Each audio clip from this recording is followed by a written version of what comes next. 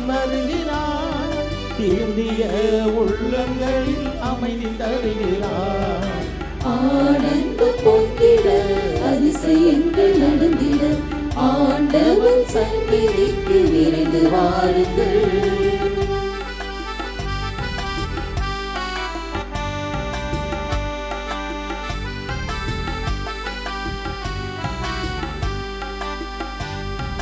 வறுமையாவும் தீர இன்று வாழ்த்து பாடுவோம். பெருமையாவும் நிலைக்கு அவரின் சங்கமாகுவோம். வறுமையாவும் தீர இன்று வாழ்த்து பாடுவோம்.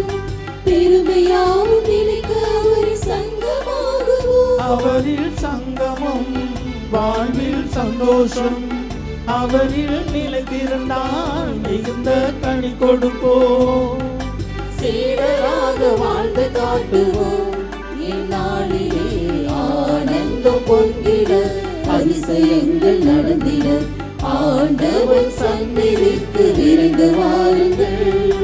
ஆனந்தம் பொங்கிட அதிசயங்கள் நடந்திட ஆண்டவன் சந்நிதிக்கு விரைந்து வாருங்கள்.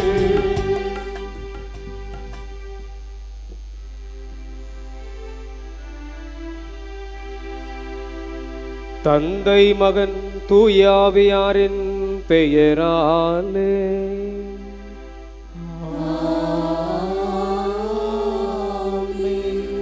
நம் ஆண்டவராகிய இயேசு கிறிஸ்துவின் அருளும் கடவுளின் அன்பும் தூயாவியாரின் நட்புறவும் உங்கள் அனைவரோடும் இருப்பதாக.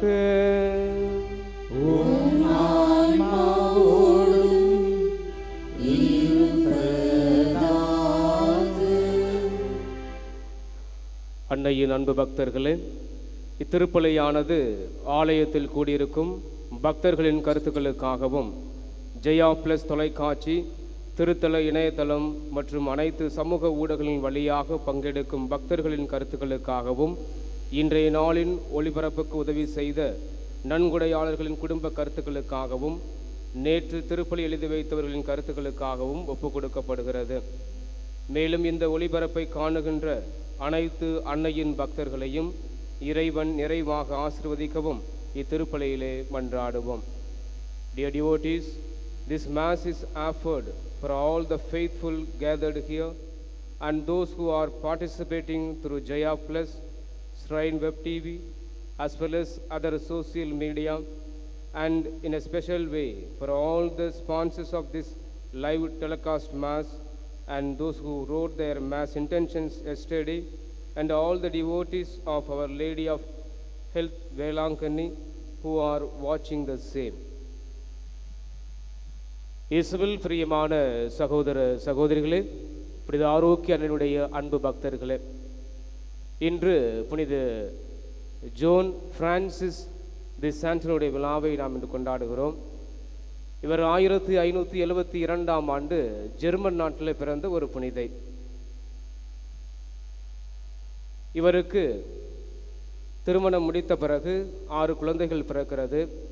இந்த 6 குழந்தைகளையும் நல்லதொரு பக்தியிலே வளர்த்தார் பெண்மணி.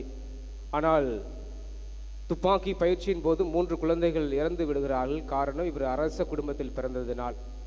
காலப்போக்கிலே குடும்பத்தில் உள்ள அனைவருமே ஒவ்வொரு சூழ்நிலையில் இறந்து விடுகிறார்கள்.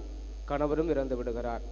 தன் வாழ்க்கையை கடவுளுக்காக அர்ப்பணிக்க நினைத்த இந்த புனிதை புனித பிரான்சிஸ் தே சேல்ஸுடைய ஆன்மீக வழிகாட்டின் பெயரிலே ஒரு புதிய சபையை ஆரம்பிக்கிறார். திருவருகையின் அருட்சகதில் என்ற புதிய சபையை ஆரம்பித்து அந்த சபையினுடைய தலைவியாகவும் நிறுவனராகவும் இருந்து பல்வேறு நல்ல காரியங்களை செய்து வாழ்ந்து இறந்தார் என்று வரலாறு கூறுகிறது.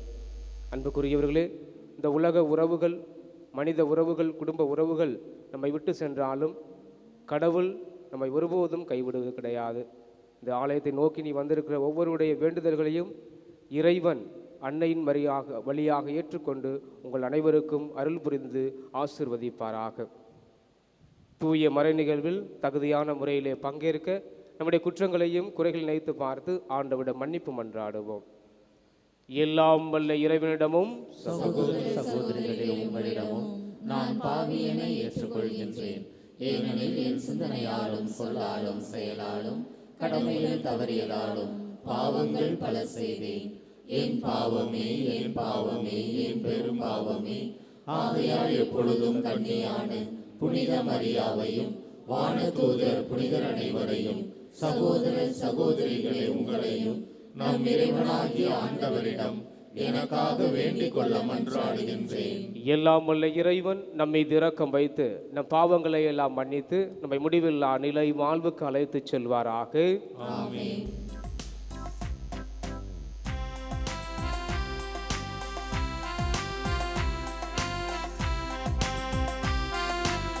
ஆண்டவரே இரக்கமாயிரும்.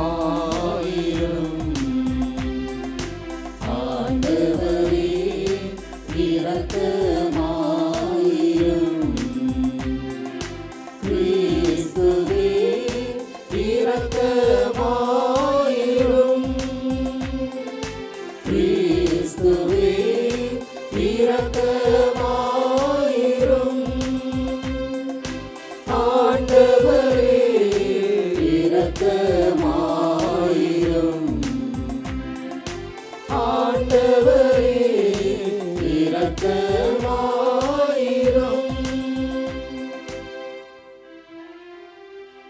மன்றாடுவோமாக. என்றென்றும் உள்ள எல்லாம் வல்ல இறைவா,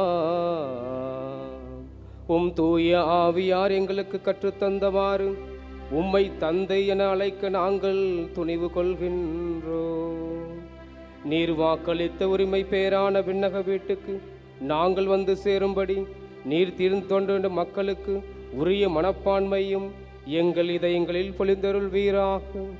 உம்மோடு தூய ஆவியாரின் ஒன்றிப்பில் இறைவனாய் என்றென்றும் வாழ்ந்து ஆட்சி செய்கின்ற எங்கள் ஆண்டவரும் உம் திருமகனுமாக இயேசு கிறிஸ்து வழியாக உம்மை மன்றாடுகின்றோம்.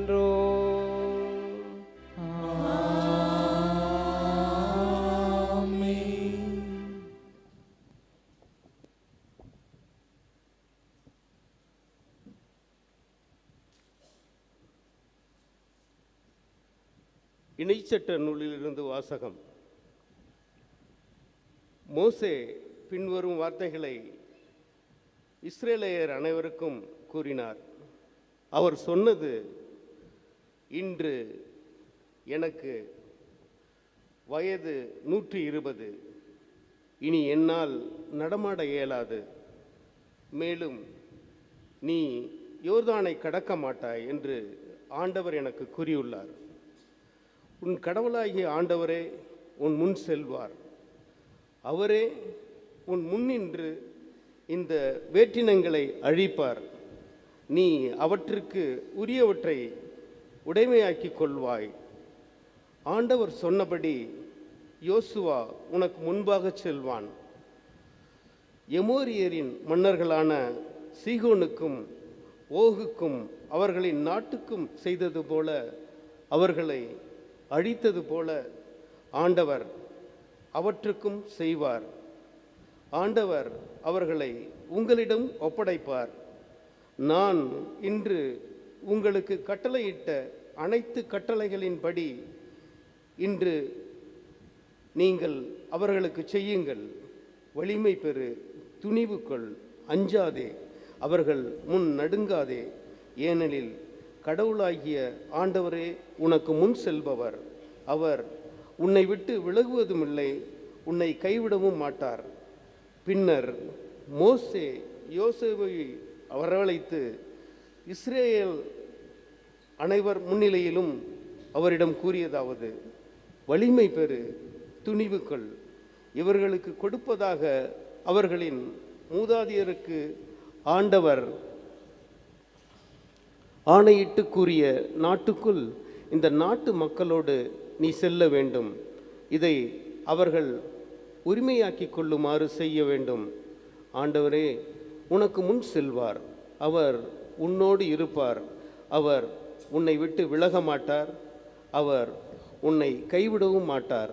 அஞ்சாதே, திகைக்காதே. ஆண்டவர் வழங்கும் அருள்வாக்கு. இறைவனுக்கு நன்றி.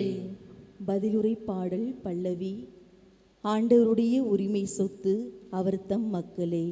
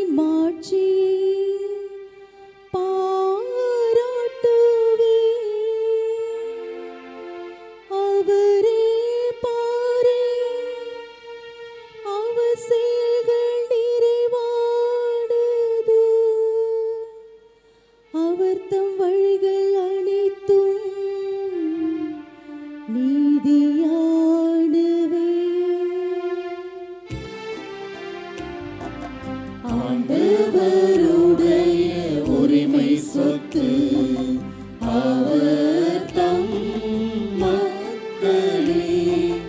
ஆண்டவருடைய உரிமை சொத்து அவர் தம் மக்களே. பண்டைய நாட்களே நினைத்து பார், பல தலைமுறை நாண்டுகளை கவனித்து பார். உன் தந்தையிடம் கேள், அவர் உனக்கு அறிவிப்பார். பெரியோரிடம் கேள், அவர்கள் உனக்கு சொல்வர்.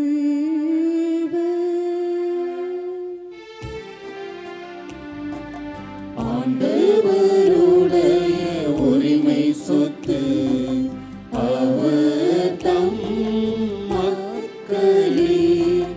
ஆண்டவருடைய உரிமை சொத்து அவர் தம் மக்களே.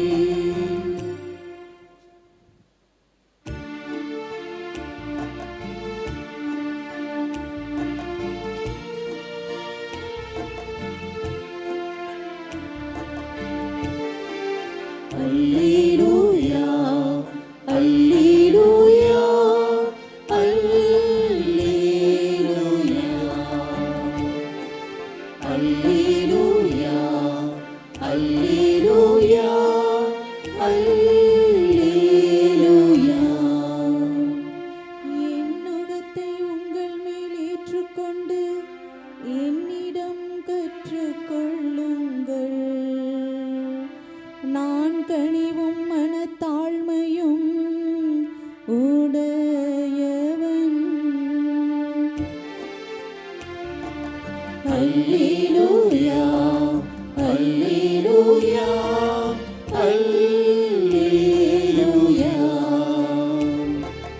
அல்லேலூயா, அல்லேலூயா, அல்லேலூயா.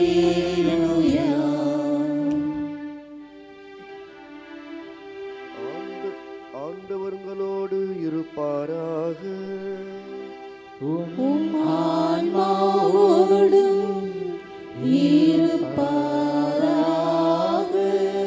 புனித மத்திய எழுதிய தூய நற்செய்தியிலிருந்து வாசகம். ஆண்டவரே, மாட்சி உமக்கே. அக்காலத்தில் சீடர்கள் இயேசுவை அணுகி, விண்ணரசில் மிக பெரியவர் யார் என்று கேட்டார்கள்.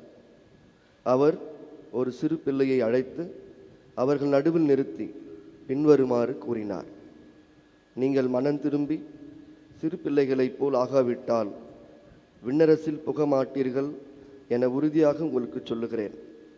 இந்த சிறு பிள்ளையைப் போல தம்மை தாழ்த்தி கொள்பவரே விண்ணரசில் மிக பெரியவர். இத்தகைய சிறு பிள்ளை ஒன்றை என் பெயரால் ஏற்றுக்கொள்பவர் எவரும் என்னையே ஏற்றுக்கொள்கிறார். இச்சிறியோருள் ஒருவரையும் நீங்கள் இழிவாக கருத வேண்டாம். கவனமாயிருங்கள். இவர்களுடைய வான தூதர்கள் என் விண்ணகத் தந்தையின் திருமுன் எப்பொழுதும் இருக்கிறார்கள் என நான் உங்களுக்கு சொல்லுகிறேன். ஏனெனில் மானிட மகன் நெறி தவறியோரை மீட்கவே வந்தார். இந்த நிகழ்ச்சியை பற்றி நீங்கள் என்ன நினைக்கிறீர்கள்? ஒருவரிடம் இருக்கும் 100 ஆடுகளுள் ஒன்று வழி தவறி அலைந்தால் அவர் 99 ஆடுகளையும் மலைப்பகுதியில் விட்டுவிட்டு வழி தவறி அலையும் ஆட்டை தேடிச் செல்வார் அல்லவா? அவர் அதை கண்டுபிடித்தால் வழி தவறி அலையாத 99 ஆடுகளையும் பற்றி மகிழ்ச்சி அடைவதை விட வழி தவறிய அந்த ஓர் ஆட்டை பற்றியே மிகவும் மகிழ்ச்சி அடைவார் என உறுதியாக உங்களுக்கு சொல்லுகிறேன். அவ்வாறே இச்சிறியோருள் ஒருவர் கூட நெறி தவறி போகக்கூடாது என்பதே உங்கள் விண்ணகத் தந்தையின் திருவுளம்.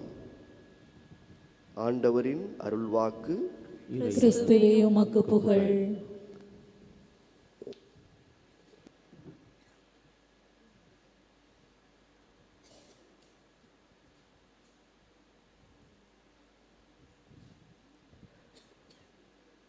இயேசுவில் பிரியமான சகோதர சகோதரிகளே, மிதாருக்கு என்னுடைய அன்பு பக்தர்களே, ஒரு நாள் இரவு பொழுது, அந்த பொழுதிலே ஒரு 5 வயது சிறுவன் தன் தந்தையிடம் செல்கிறான்.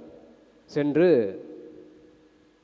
அன்றைய நாள் முழுவதும் செய்த குற்றங்கள், குறைகள் எல்லாவற்றையும் தன்னுடைய அப்பாட்ட சொல்ல ஆரம்பிக்கிறான். ஒன்றா சொல்லி முடித்த பிறகு முழங்கால் படியிட்டு அப்பாவுடைய கையை பிடிச்சிக்கிட்டு, ஆண்டவரே, என் அப்பாவை போல என்னை மாற்றியறலும், அவரை போல நல்ல சிந்தனை உள்ள ஒரு மனிதனாக, நேர்மை உள்ள ஒரு மனிதனாக, வலிமை உள்ள ஒரு மனிதராக என்னை மாற்றி அருளும் என்று சொல்லி அப்பாவுடைய கையை பிடிச்சிட்டு வேண்டிட்டு அவன் போயிடுறான். இதை கேட்டுக்கிட்டு இருந்த அவங்க அப்பாவுக்கு தன் மனதுக்குள்ளாகவே ஒரு நெருடல். நம்மள்கிட்ட இல்லாத நல்ல பண்புகளை பையன் சொல்லிட்டானே, தனக்குள்ளாகவே மனம் வருத்தப்படுகிறார். இரவு பொழுது பெட்டுக்கு போகிறாங்க, பையன் தூங்குறான்.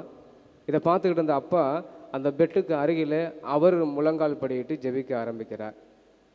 கடவுளே, இன்று நான் முழுவதும் செய்த எல்லா குற்றங்களுக்காக நான் மனம் வருந்துகிறேன், மன்னிப்புக்கிறேன்னு சொல்லிட்டு, என்னுடைய இந்த குழந்தையைப் போல என்னை மாற்றி அருளும், அவனைப் போல நல்ல ஜெபிக்கக்கூடிய நல்ல மனதை எனக்கு தாங்க, மற்றவங்க உதவி செய்யக்கூடிய நல்ல மனப்பான்மையை கொடுங்க, மற்றவர்கள் மன்னிக்கக்கூடிய நல்ல தன்மை எனக்கு கொடுங்கன்னு சொல்லி ஆண்டவரிடம் அவர் மன்றாடினார். உம்மால் எல்லாம் கூடும், என்னையும் மாற்றி அருளும் என்று சொல்லி அவர் ஜெபித்து விட்டு உறங்கினார் என்று ஒரு கதை இருக்கிறது.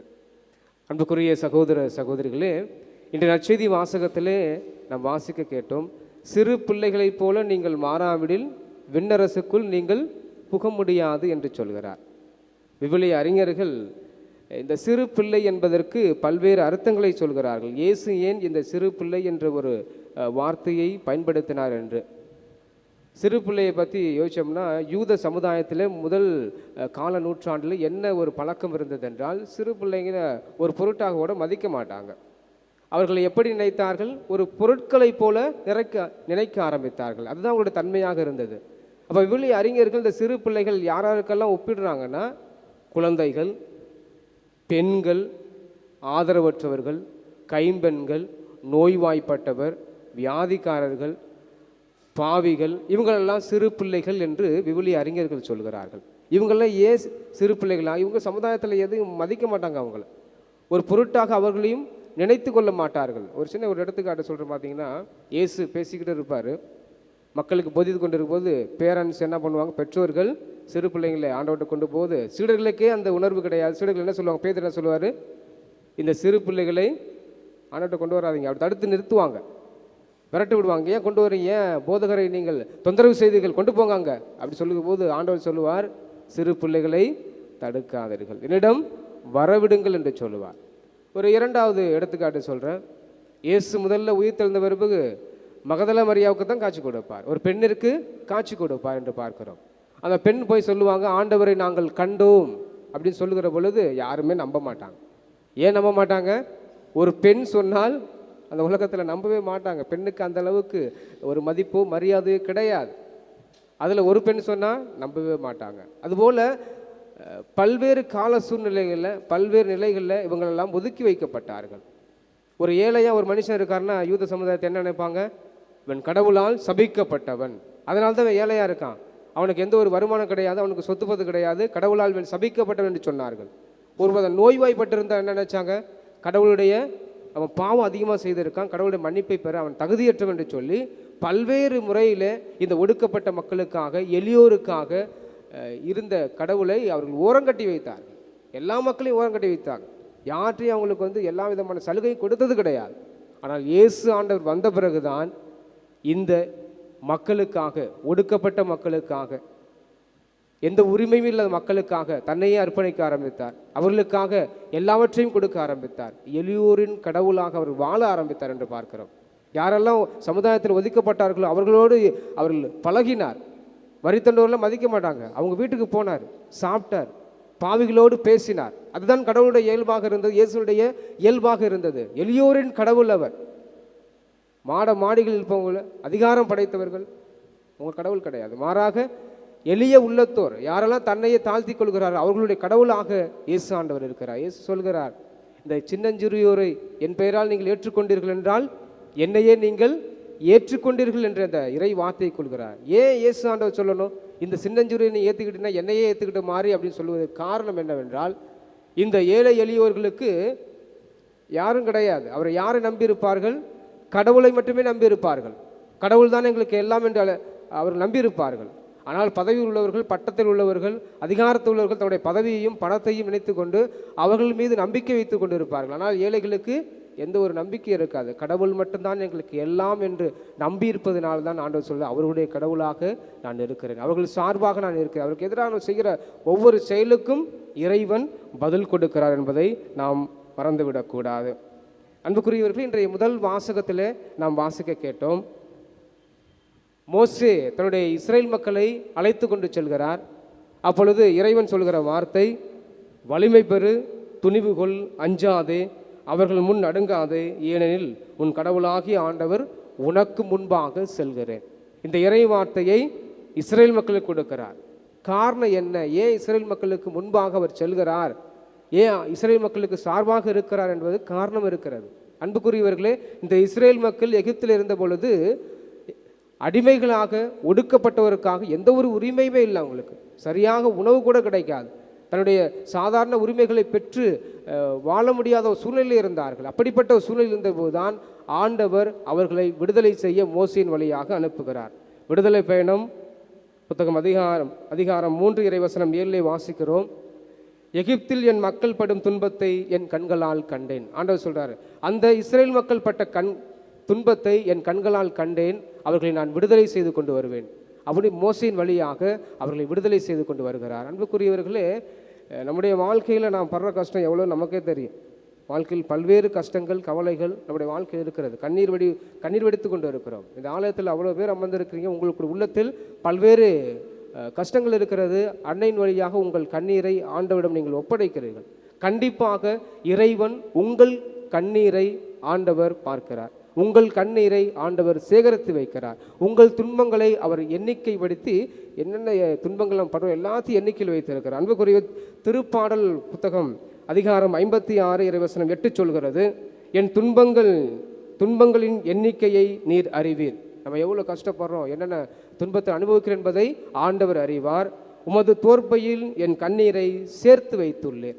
ஆண்டவர் நம்முடைய கண்ணீரை எங்கே வைக்கிறாரு? தோற்பையில் சேர்த்து வைக்கிறார். ஒவ்வொரு துளையும் ஆண்டவர் சேர்த்து வைக்கிறார். காரணம் என்ன? உங்களுடைய ஒவ்வொரு கண்ணீருக்கும் ஆண்டவர் பதில் கொடுப்பார். கண்ணீரை சேர்த்து வைப்பதற்கு ஏதோ தேவையில்லாத விஷயம் கிடையாது. மாறாக நம்முடைய கண்ணீருக்கு ஆண்டவர் பதில் கொடுப்பவராக இருக்கிறார். கவலைப்படாதீங்க. எங்கெல்லாம் கண்ணீர் வெடித்து அழுதார்களோ அவர்களுக்கு ஆண்டவர் பதில் கொடுத்தார். அண்ணாவினுடைய கண்ணீருக்கு பதில் சாமுவேல் பிறந்தார். அந்த அம்மாவுக்கு கைம்பெண்ணாக அந்த அம்மா குழந்தை பாக்கியம் இல்லாமல் இருந்த பொழுது அண்ணா கண்ணீரோடு ஆண்டவருமாக கண்ணீர் வெடித்த பொழுது சாமுவேல் இறைவாக்கினர் பிறந்தார். மரியாவுக்கும் மார்த்தாளுடைய கண்ணீருக்கு பதிலாக லாசரை ஆண்டவர் உயிர்ப்பிக்க செய்தார். நயினுடைய விதவினுடைய கண்ணீருக்கு காரணம் பதிலாக தன்னுடைய அந்த மகனை உயிர்ப்பிக்க செய்தார். அப்போ கண்ணீருக்கு அந்த அளவுக்கு அவனுடைய ஆசீர்வாதத்தை பெற வழி இருக்கிறது. எனவே நாம் கண்ணீரோடு ஜெபிக்கிற ஒவ்வொரு மன்றாட்டுகளையும் இறைவன் ஏற்கிறார், நமக்கு பதில் கொடுப்பவராக இருக்கிறார். அன்புக்குரியவர்கள், ஒருபோதும் மறந்து விடாதீர்கள். இப்போ இந்த ஏழை எளியோருக்கு ஆண்டவர் சார்பாக இருக்கிறார், ஏழையோரின் கடவுளாக இருக்கிறார். ஏழைக்கு செய்ததெல்லாம் நீங்கள் எனக்கே செய்தீர்கள் என்று சொல்கிறார். அப்போ இந்த ஏழைகளுக்கு நாம் உதவுகிற பொழுது ஆண்டவர் நமக்கும் உதவுகிறார். நாம் வாழ்கிற மத்தியில் எவ்வளோ ஏழைகளை பார்க்கிறோம், எவ்வளோ கைம்பெண்களை பார்க்கிறோம், கைவிடப்பட்டவர்களை பார்க்கிறோம். அவர்களுக்கு நாம் செய்கிற ஒவ்வொரு உதவிகளும் நாம் யாருக்கு செய்கிறோம்? கடவுளுக்கே செய்கிறோம். அதை எப்போதும் நம்ம மறந்துடக்கூடாது. நீதிமொழிகள் புத்தகம் அதிகாரம் 19 இறைவசனம் 17 சொல்கிறது, ஏழைகளுக்கு இறங்கி உதவி செய்கிறவன் ஆண்டவருக்கு கடன் கொடுக்கிறான். நாம் ஏழைகளுக்கு செய்கிற ஒவ்வொரு நல்ல காரியங்களை ஆண்டவர் சேகரித்து வைத்துக் கொள்கிறார். நம்ம என்னென்ன செய்கிறோம் என்பது நம்மளோட அக்கௌண்ட்டில் ஆண்டவர் எழுதி வைத்து கொண்டு இருக்கிறார். அதனால் நீங்கள் நாம் செய்கிற ஒவ்வொரு உதவிக்கும் கைமாறு கண்டிப்பாக கிடைக்கும். அதனால் நம்ம எப்போதும் நீங்கள் பயப்பட தேவை கிடையாது. ஏழைகளுக்கு தாராள உள்ளத்தோடு நீங்கள் கடன் கொடுங்கள், உதவி செய்யுங்கள். அது கடவுளுக்கே நாம் செய்கிற ஒரு நல்ல காரியம் என்பதை நாம் ஒருபோதும் மறந்து விடக்கூடாது. பேதுரு ஆண்டவர்கிட்ட வந்து கேட்குற பொழுது, ஆண்டவரே உமக்காக நான் எல்லாத்தையும் விட்டுட்டு வந்துட்டேனே, என்னுடைய வேலை, என்னுடைய படகு, என்னுடைய மனைவி, என்னுடைய உற்றார் உறவினர்கள், உறவுகள் அனைத்தையுமே உமக்காக நான் விட்டு வந்துவிட்டேனே, எனக்கு என்ன கிடைக்கும் அப்படிங்கிற கேள்வியை கேட்குற பொழுது ஆண்டவர் சொல்வார், எனக்காக நீ எதெல்லாம் விட்டு விட்டாயோ உனக்கு நான் எத்தனை மடங்கு திருப்பி தருவேன்?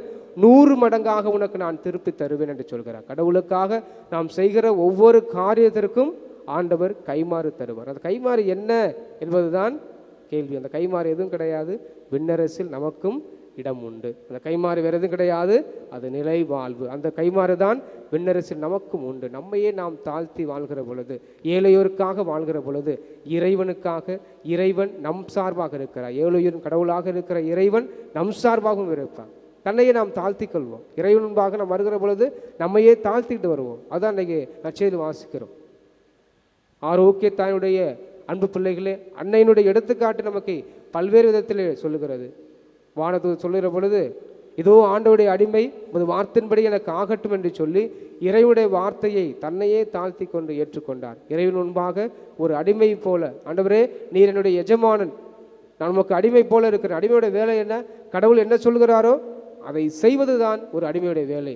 அந்த அடிமையின் தாழ்நிலையை ஏற்று அன்னை மரியாள் செய்தது போல நாமும் நம்மையே தாழ்த்தி கொள்வோம். இறைவன் நம்மையும் நம் குடும்பங்களையும் எல்லாரும் ஆசீர்வதிப்பார். நல்லதொரு உள்ளத்தோடு, எளிய உள்ளத்தோடு நம் ஆலயத்தில் அமர்ந்து ஜெபிக்கிற பொழுது இறைவன் ஏழையூரின் கடவுளாக இறைவன் நம் கடவுளாக இருந்து நம்மை ஆசீர்வதிக்கிறார். திருப்பலியில் மன்றாடி ஜெபிப்போம். இறைவா, நான் செய்கிற எல்லா காரியங்களிலும், குறிப்பாக ஏழை எளியோருக்கு செய்கிற நல்ல காரியங்களை நிறைவாக ஆசீர்வதித்து அவங்களுக்கு தேவையான உதவிகள் அனைத்தையும் செய்திட எனக்கு வரம் தருள்ள திருப்பலியிலே மன்றாடி நாம் ஜெபிப்போம். ஆமென்.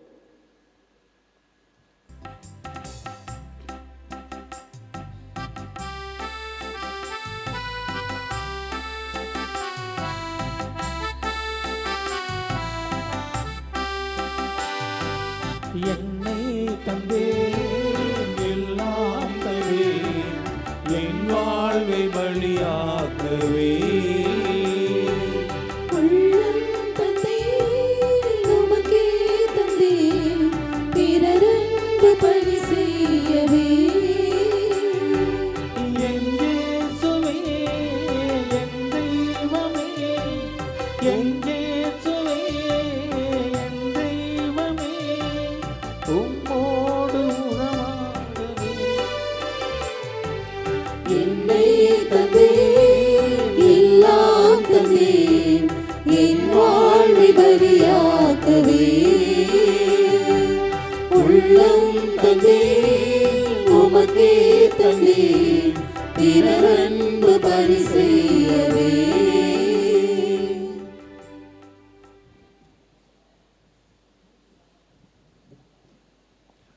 சகோதர சகோதரிகளே, என்னுடையதும் உங்களதுமான இப்பலி எல்லாம் வல்ல தந்தையாக இறைவனுக்கு ஏற்றதாகும்படி மன்றாடுங்கள். ஆண்டவர் தமது பெயரின் புகழ்ச்சிக்காகவும் ஆட்சிக்காகவும் நமது நன்மைக்காகவும் புனித திரு அவை அனைத்தின் நலனுக்காகவும் உமது கையிலிருந்து இப்பலியை ஏற்றுக்கொள்வாராக. ஆண்டவரே, உமது திரு அவையின் காணிக்கைகளை மகிழ்வுடன் ஏற்றருளும். இரக்கத்தால் நீர் எங்களுக்கு அளித்த காணிக்கைகள் உமது ஆற்றலால் எங்கள் மீட்பின் மறை நிகழ்வாக மாற செய்வாராக. எங்கள் ஆண்டவராக இயேசு கிறிஸ்து வழியாக உம்மை மன்றாடுகின்றோம்.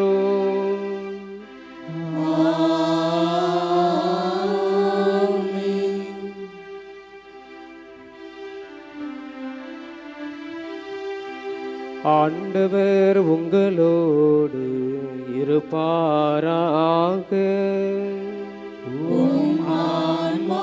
ஆன்மாவோடும் இருப்பாராக. இதயங்களை மேலே எழுப்புங்கள். ஆண்டவரிடம் எழுப்பியுள்ளோம். நம் இறைவனாகிய ஆண்டவருக்கு நன்றி கூறுவோம். அது தகுதியும் நீதியும் ஆனதே. ஆண்டவரே, தூயவரான தந்தையே, என்றும் உள்ள எல்லாம் வல்ல இறைவா, என்னாலும் எவ்விடத்திலும் நாங்கள் உமக்கு நன்றி செலுத்துவது மெய்யாகவே தகுதியும் நீதியுமாகும். எங்கள் கடமையும் மீட்புக்குரிய செயலுமாகும். ஏனெனில் எங்கள் புகழுரை உமக்கு தேவையன்று, ஆயினும் நாங்கள் உமக்கு நன்றி செலுத்துவது உமது அருள் கொடையாலேயே. நாங்கள் உம்மை புகழ்ந்துரைப்பது உமது மாட்சியை மிகுதுபடுத்தாதெனினும் எங்கள் ஆண்டவராகிய கிறிஸ்து வழியாக நாங்கள் மீட்படைய பயன்படுகின்றது. ஆகவே வானதூதர் திரளோடு ஒன்று சேர்ந்து நாங்களும் உம்மை புகழ்ந்தேத்தி மகிழ்ச்சியுடன் அறிக்கையிட்டு பாடுவதாவது: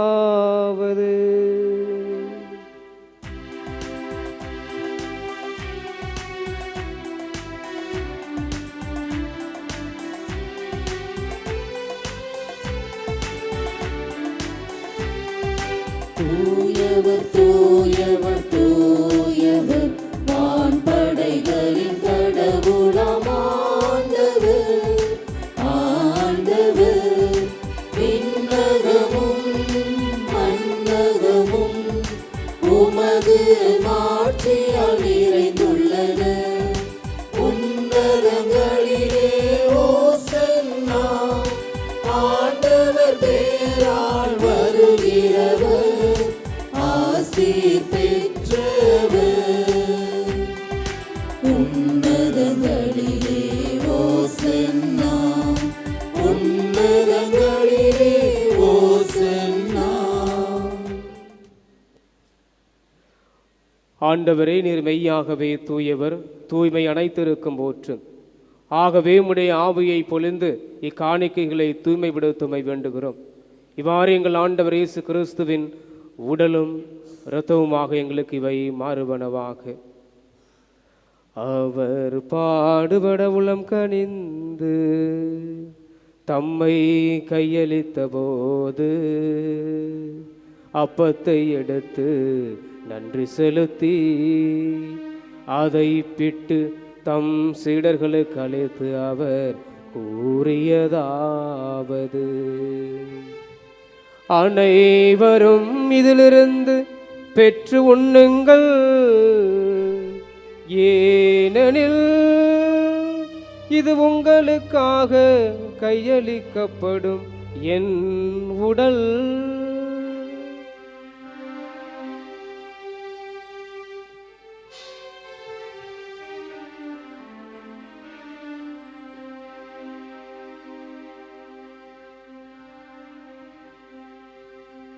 அவ்வண்ணமே இரவு விருந்தை அருந்திய பின் கிண்ணத்தையும் எடுத்து மீண்டும் உமக்கு நன்றி கூறி தம் சீடர்களுக்கு அளித்து அவர் கூறியதாவது: அனைவரும் இதிலிருந்து பெற்று பருகுங்கள்,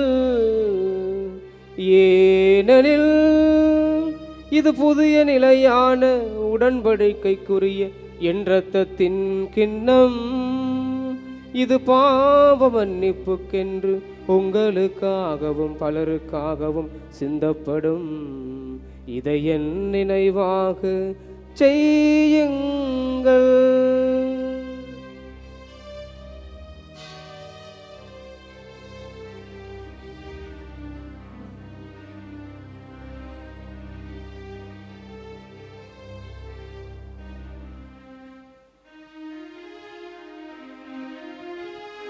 நம்பிக்கையின் மறை பொருள்.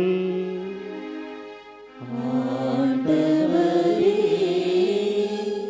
நீர் வருமளவும் உமது இறப்பினை அறிக்கையிடுகின்றோம், உமது உயிர்ப்பினையும் எடுத்துரைக்கின்றோம். ஆகவே ஆண்டவரே, நாங்கள் கிறிஸ்துவின் இறப்பினையும் உயிர்ப்பின் நினைவு கூர்ந்து வாழ்வு தரும் அப்பத்தையும் மீட்பளிக்கும் கிண்ணத்தையும் ஒப்புக் கொடுக்கின்றோம். உம் திருமணம் உமக்கு ஊழியம் புரிய தகுந்தவர்களை ஏற்றுக்கொண்டீர். எனவே உமக்கு நன்றி செலுத்துகின்றோம். மேலும் கிறிஸ்துவின் உடலிலும் இரத்தத்திலும் பங்கு கொள்ளும் எங்களை தூய ஆவியார் ஒன்று சேர்க்க வேண்டும் என உம்மை தாழ்மையுடன் மன்றாடுகிறோம். ஆண்டவரே, உலகெங்கும் பரவியிருக்கும் திரு அவை நினைவு கூர்ந்தருளும். எங்கள் திரு தந்தை லியோ, எங்கள் ஆயர் சகாயராஜ், எல்லா தெளினர் ஆகிய அனைவரோடும் உமது திரு அவை அன்பில் நிறைவு பெற செய்தருளும். மேலும் உயிர்த்து எழும் எதிர்நோக்குடன் துயில் கொள்ளும் எங்கள் சகோதரர் சகோதரிகளையும் இறந்தோர் அனைவரையும் இரக்கத்தோடு நினைவு கூர்ந்து உமது திருமுக ஒளியினுள் ஏற்றருளும். எங்கள் அனைவர் மீதும் இரக்கமாயிரும்.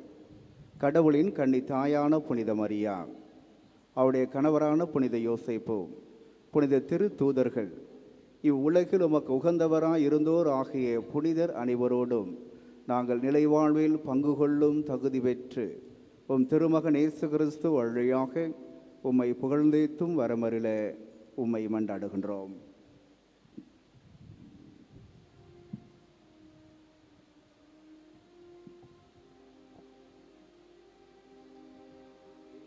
இவர் வழியாக இவரோடு இவரில் எல்லாம் வல்ல இறைவனாகிய தந்தையே, தூய ஆவியாரின் ஒன்றிப்பில் எல்லா புகழும் ஆட்சியும் என்றென்றும் உமக்கு உரியதே.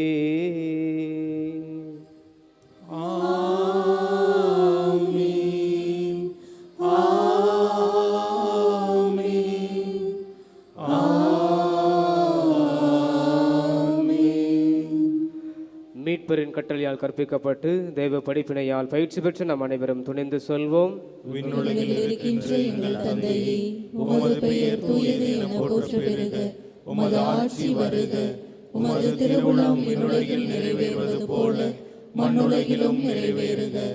எங்கள் அன்றாட உணவை இன்று எங்களுக்கு தாரும். எங்களுக்கு எதிராக குற்றம் செய்வோரை நாங்கள் மன்னிப்பது போல எங்கள் குற்றங்களை மன்னியும். எங்களை சோதனைக்கு உட்படுத்தாதேயும், தீமையிலிருந்து எங்களை விடுவித்தருளும். ஆண்டவரே, தீமை அனைத்திலிருந்தும் எங்களை விடுவித்து எங்கள் வாழ்நாளில் அமைதியை கனிவுடன் அருளும் உம்மை மன்றாடுகிறோம். உமது இரக்கத்தின் உதவியால் நாங்கள் பாவத்திலிருந்து எப்போதும் விடுதலை பெற்று யாதொரு கலக்கமின்றி நலமாயிருப்போமாக. நாங்கள் எதிர்நோக்கி இருக்கும் பேரின்பத்திற்காகவும் என் மீட்பராக இயேசு கிறிஸ்துவின் வருகைக்காகவும் காத்திருக்கின்றோம். ஏனெனில் ஆட்சியும் வல்லமையும் மாட்சியும் என்றென்றும் உமதே. ஆண்டவர் இயேசு கிறிஸ்துவே, அமைதியை உங்களுக்கு விட்டுச் செல்கின்றேன், என் அமைதியை உங்களுக்கு அளிக்கின்றேன் என்று உம் திரு தூதர்களுக்கு மொழிந்தீரே. எங்கள் பாவங்களை பாராமல் உமது திரு அவை நம்பிக்கையை கண்ணோக்கி உமது திருவுளத்திற்கு ஏற்பதற்கு அமைதியையும் ஒற்றுமையும் அளித்தருள்வீராக. என்றென்றும் வாழ்ந்து ஆட்சி செய்கின்றவர் நீரே. ஆமென். ஆண்டோடைய அமைதி உங்களோடு என்றும் இருப்பதாக. உம் ஆன்மாவோடும் இருப்பதாக. ஒருவருக்கொருவர் கிறிஸ்துவின் அமைதியை பகிர்ந்து மகிழ்வோம். உலகின் பாவங்களை போக்கும் இறைவனின் செம்மறியே, எங்கள் மேல் இரக்கமாயிரும்.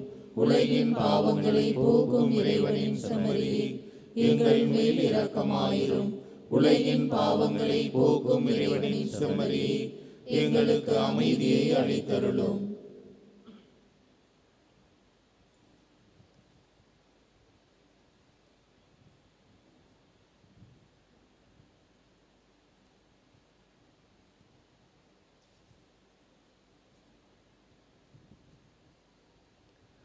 இதோ இறைவனின் செம்மறி, இவரை உலகின் பாவங்களை போக்க வல்லவர்.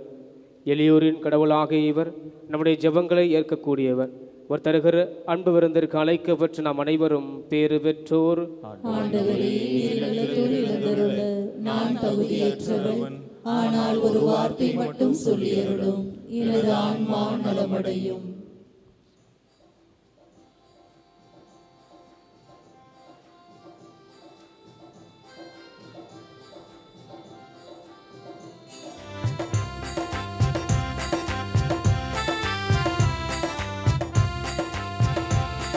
என் ஜீவன் தேடும் தெய்வம் என் நெஞ்சில் வரும் நேரம், என் உள்ளம் எங்கும் பூக்குதே. புது சந்தோஷங்கள் எனில் தோன்றுதே.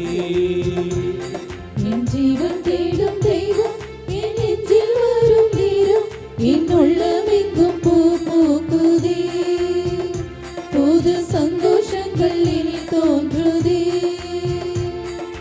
வாரும் தேவா வாரும், புது வாழ்வு என்னில் தாரும், உன் ஆசீர் பொங்க நான் வாழுவேன். வாரும் தேவா வாரும், புது வாழ்வு என்னில் தாரும், உன் ஆசீர் பொங்க நான் வாழுவேன். என் ஜீவன் தேடும் தெய்வம் என் நெஞ்சில் வரும் நேரம், என் உள்ளமெங்கும் பூ பூக்குதே, புது சந்தோஷங்கள் இனி தோன்றுதே.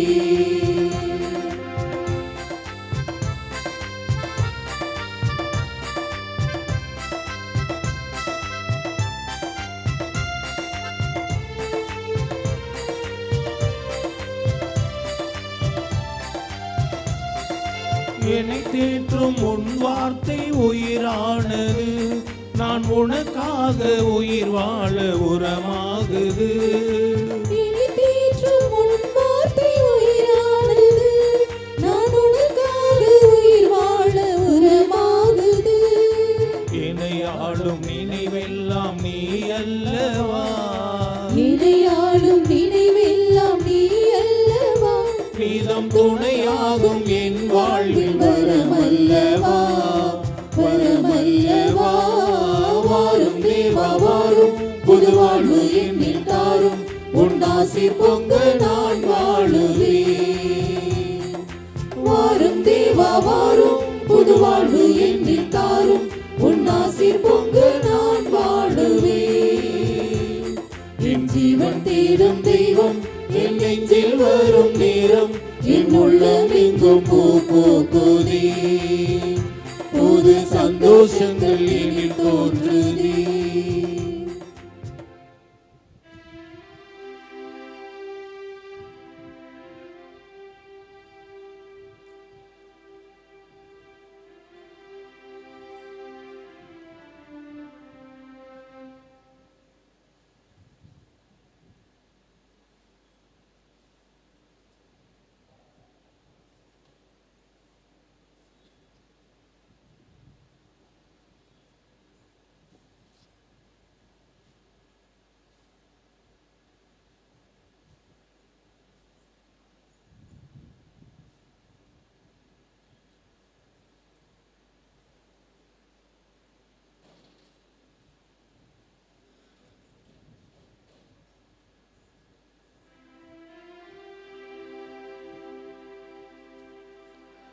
நன்றி கூறி மன்றாடுவோமாக.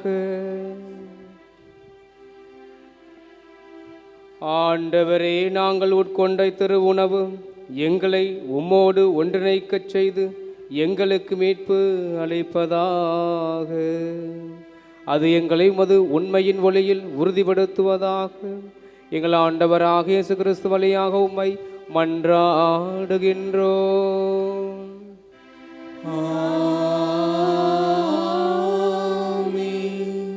ஆண்டவர் உங்களோடு இருப்பாராக.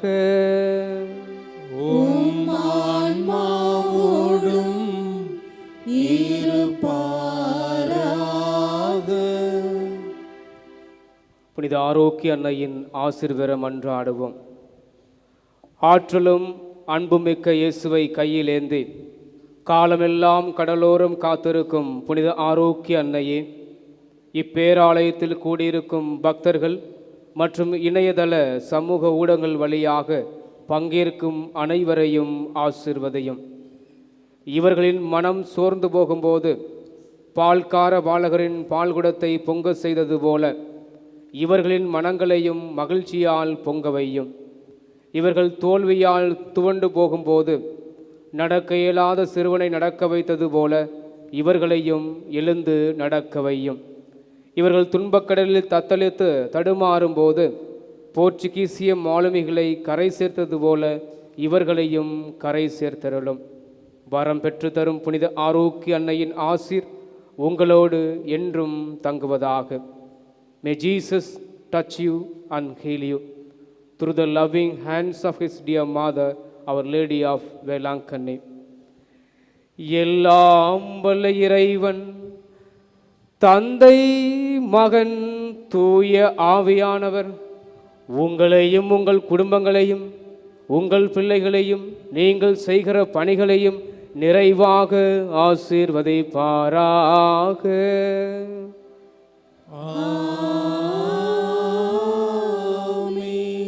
இயேசுவின் அன்பிலும் பிரிது ஆரோக்கிய அண்ணனுடைய பரிந்துரையிலும் வாழ சென்று வாருங்கள். திருப்பலி நிறைவேறிற்று. இறைவனுக்கு நன்றி.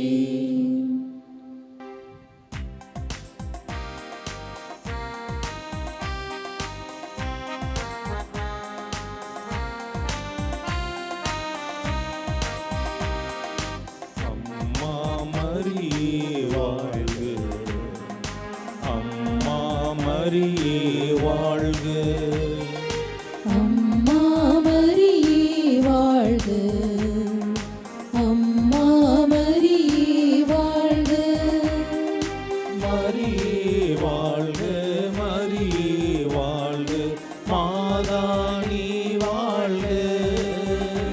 எங்கள் மரியே வாழ்க, மரியே வாழ்க, மாதா நீ வாழ்க. அம்மா மரியே வாழ்க, அம்மா மரியே வாழ்க.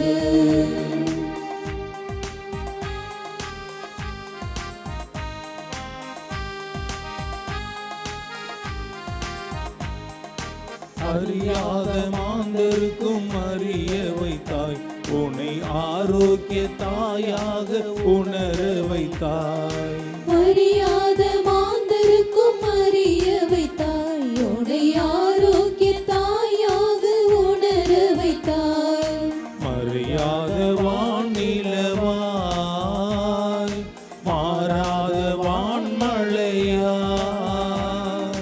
மறையாத வானிலவாய், மாறாத வான்மழையாய், திகழ்கின்ற திருமரியே